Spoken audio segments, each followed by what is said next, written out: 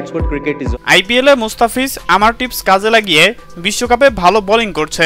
নেদারল্যান্ডের বিপক্ষে মুস্তাফিজের দুর্দান্ত বোলিং দেখে সংবাদ মাধ্যমে এসে ফিজকে নিয়ে একই বলল এমএস ধোনি, যা মুহূর্তে ভাইরাল। দর্শক, গতকাল নেদারল্যান্ডের বিপক্ষে সুপার 8-এ ওঠার গুরুত্বপূর্ণ ম্যাচে শেষ মুহূর্তে টাইগার বোলারদের দুর্দান্ত বোলিংয়ে 25 রানে জয়লাভ করে বাংলাদেশ দল। আর টাইগারদের এই জয়ে অন্যতম গুরুত্বপূর্ণ অবদান রাখেন মুস্তাফিজুর রহমান। 160 রানের লক্ষ্য তাড়া করতে নেমে 14 ওভার পর্যন্ত দুর্দান্ত ব্যাটিং করতে থাকে নেদারল্যান্ডের ব্যাটাররা। আর সেই মুহূর্তে ধরেই নেওয়া হয়েছিল নেদারল্যান্ড হয়তোবা আজকে জিতেই যাবে।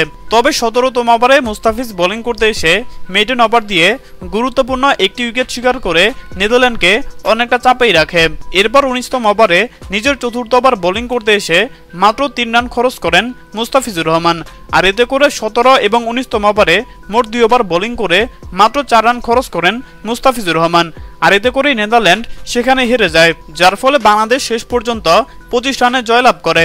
আর নেদারল্যান্ডের বিপক্ষে মুস্তাফিজের এমন বোলিং দেখে সংবাদ মাধ্যমে এসে রীতিমতো প্রশংসায় ভাসালেন এমএস ধোনি।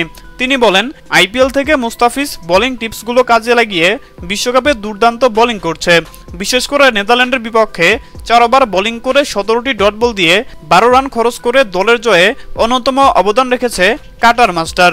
আশা করি এই ধারাবাহিকতা বজায় রেখে এবারের বিশ্বকাপের সেরা বোলার হবে মুস্তাফিজ। হ্যাঁ দর্শক, আপনাদেরকে বলছি, এমএস ধোনির এমন কথার সাথে আপনারাও কি একমত? জানিয়ে দিন আপনাদের গুরুত্বপূর্ণ মতামত আমাদের কমেন্ট বক্সে। ধন্যবাদ।